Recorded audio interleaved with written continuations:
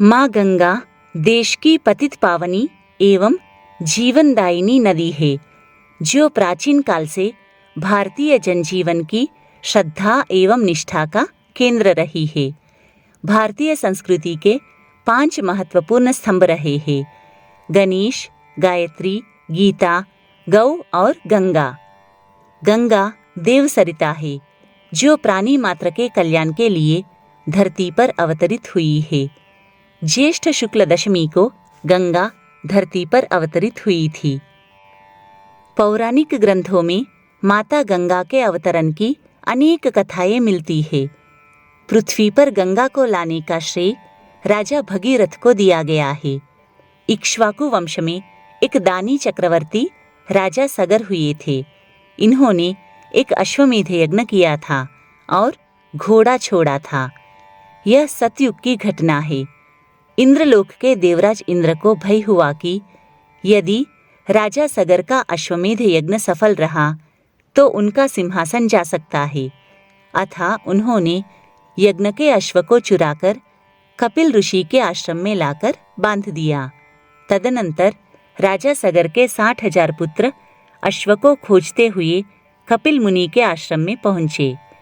अश्व को वहां देखकर उन्होंने मुनि को चोर समझा और उन्हें गालियां देकर उन्हें अपमानित करने लगे।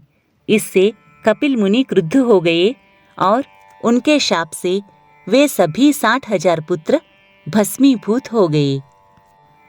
कालांतर में इक्ष्वाकु वंश में राजा भगीरथ हुए।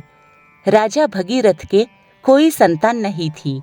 उन्होंने अपने पूर्वजों की सद्गति के लिए स्वयं गंगा को धरती पर लाने के लिए गोकर्ण तीर्थ पर जाकर कठोर तपस्या करने का संकल्प किया। राज्य का कार्यभार मंत्रियों को सौंपकर तप करने चले गए। राजा भगीरथ अपनी इंद्रियों को वश में कर अपनी दोनों भुजाएं ऊपर उठाकर पंचाग्नि का सेवन करते और 1-1 मास निराहार रहते।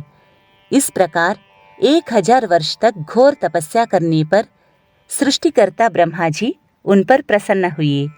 वे प्रकट होकर राजा भगीरथ से बोले कि वत्स, मैं तुम्हारी तपस्या से प्रसन्न हूँ, तुम कोई वर मांगो।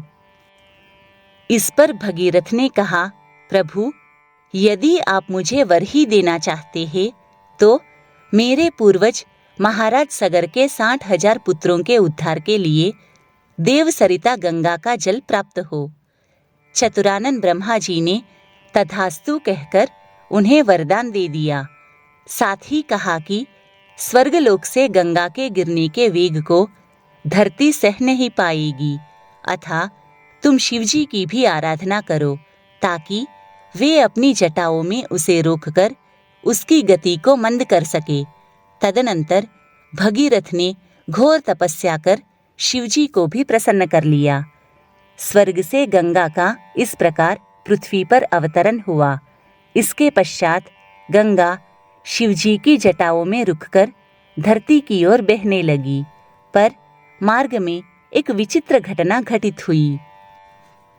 उत्तराखंड के जिस मार्ग से गंगा सुरसरी जा रही थी, उस मार्ग में ऋषि जहनु की यज्ञशाला थी। गंगा की प्रखर धारा से यज्ञशाला बह गई। इससे क्रुद्ध होकर मुनि जहनु ने संपूर्ण नदी का जल पी लिया।